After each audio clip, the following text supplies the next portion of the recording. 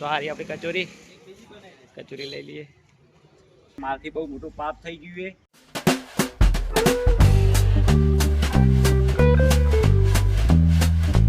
Guys good morning, welcome to my new blog. તો because આજે આપણે અજાપુરા આવ્યા છીએ સાઈડ ઉપર. આ કુટિયા કરીને એક સાઈડ છે ત્યાં આગળ આવ્યા છીએ. અને ત્યાં આગળ 4 સ્ટ્રીટ લાઇટ છે, એ નીચે પાડવાની છે અને સાઈડમાં કરવાની છે.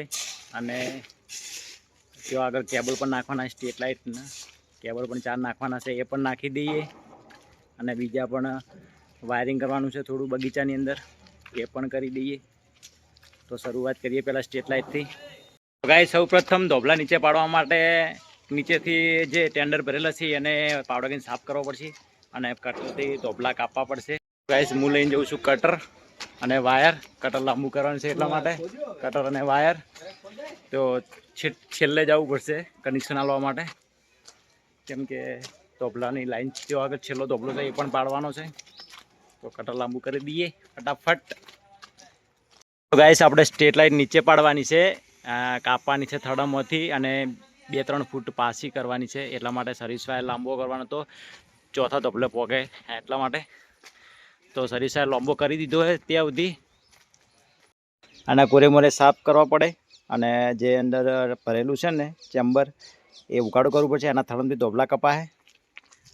આ સ્ટ્રીટ લાઇટ નીચે પાડવાની છે અને સાઈડમાં લેવાની છે 2 ફૂટ દૂર. ભાઈ કમ્પ્યુટર સાફ કરી દેશે કોરે મોરે, પછી કટથી ધોબલો નીચે કાપી દેશું. એને કામ આપ્યું છે વોલ પાડીને કેબલ નાખવાનું અને બીજા કારીગરો કામ કરે છે કટરથી ધોબલા કાપે છે, એ તમને બતાવી દઉં. તો ગાઈસ અહીંયા પણ 4 સ્ટ્રીટ લાઇટ કરવાની છે, 1 2 3 અને 4. તો એનો કેબલ અહીંયાથી લેવાનો છે.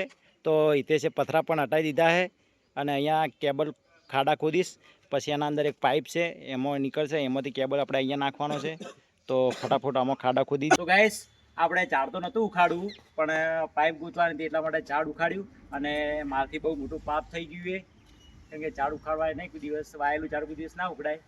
પણ હવે પાપ થઈ ગયું છે તેને શું કરશું કહો, કેમ કે હવે આ ઝાડ તો પાછું હું ત્યાં આગળ વાવી દઈશ. તો ભાઈ અહીંયાથી ઉખાડ્યું છે મેં ઝાડ, અહીંયા વાયેલા છે બધા ઝાડ. તો અમારી પાઇપ અહીંયા ગોતવાની હતી, પાઇપ અમારી ત્યાં આગળ મળી ગઈ અમને. અહીંયાથી કેબલ નાખવાનો છે આમ સ્ટ્રીટ લાઇટ લઈ જવા માટે. અને આ સાઈડથી વોલ પાડવાનો છે, એ તો ખાડો કરે પછી વોલ પાડી દઈશું હું મશીનથી. અહીંયા કામ આપ્યું ને કેબલ નાખવાનું. તો ગાઈસ સૌ પ્રથમ આપણે કેબલ નાખવા માટે વોલ પાડી દીધો છે. અને હવે આપણે આ સ્ટ્રીટ લાઇટ છે ને એનું ચાલુ લાઇનની અંદર આપણે કનેક્શન અને કાપવું પડશે. તો ચલો કનેક્શન કાપી લઈએ.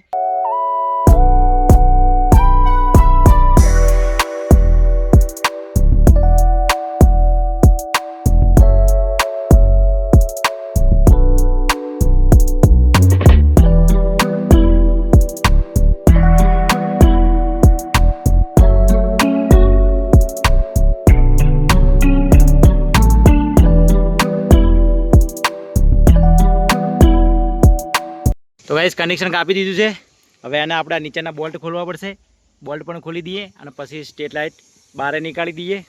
તો ગાઈસ અઢીનો વાયર લાવી દીધો છે અને અઢીનો વાયર તેઓ નીચે નાખી દઈએ અને પછી વાયર ગરકાઈશું. તો ફાઇનલ ગાઈસ હવે બધા વોલ પડી ગયા છે.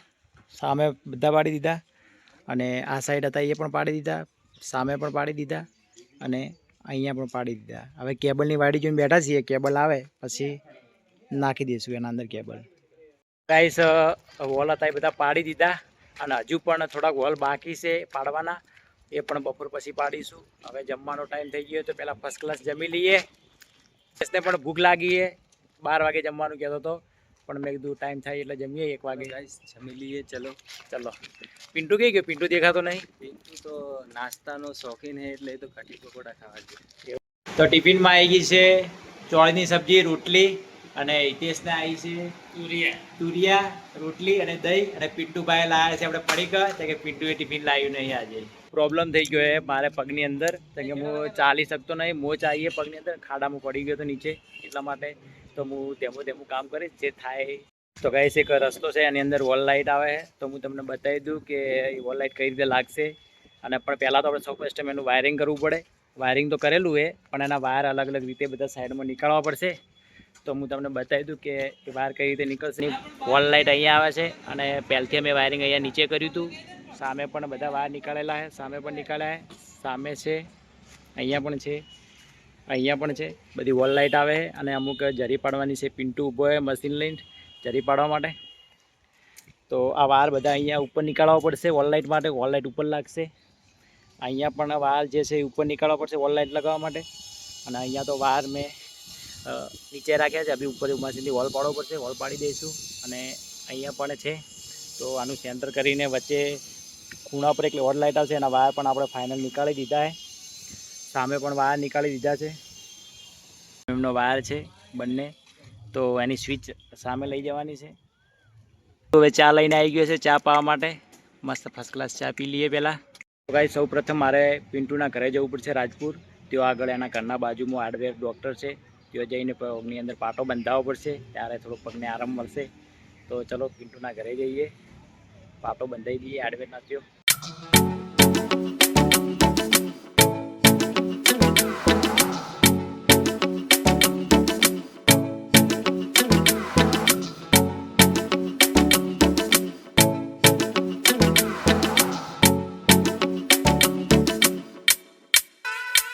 પિન્ટુના ઘરે જતા હતા તો પિન્ટુ કીધું મારા મમ્મી માટે ચપ્પલ લેવા આવ્યા. તો ચપ્પલ લેવા માટે બજારમાં આવ્યા. ચપ્પલ લેવા માટે ઉભા રહ્યા બજારની અંદર.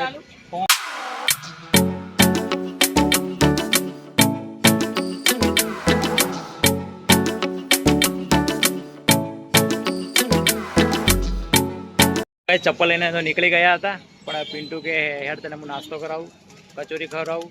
ડીસાની ગોધી ચોકની પ્રખ્યાત કચોરી ખાઈ લઈએ મસ્ત. તો આ છે ડીસાની પ્રખ્યાત કચોરી. તો આપણી કચોરી તૈયાર થઈ ગઈ છે. તો કચોરી ઉઠાવી લઈએ. કઈ છે મિત્રો અમારી? આ બાજુ. તો હારી આપણી કચોરી લઈ લઈએ. શું પિન્ટુ કચોરીની મોજ? તો ભાઈ પિન્ટુ કરાવે કચોરીનું. ચલો કચોરી ખાઈ લઈએ.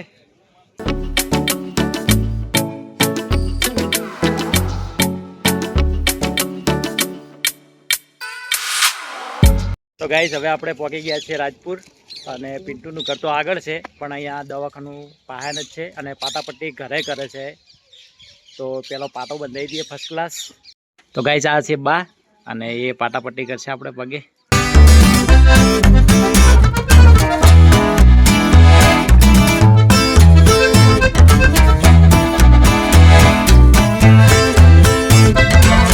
તો ગાઈસ પાટો બંધાવી દીધો છે ફાઇનલ. તો હવે આપણે પિન્ટુ આપણા ઘરે ઉતારવા માટે આવશે.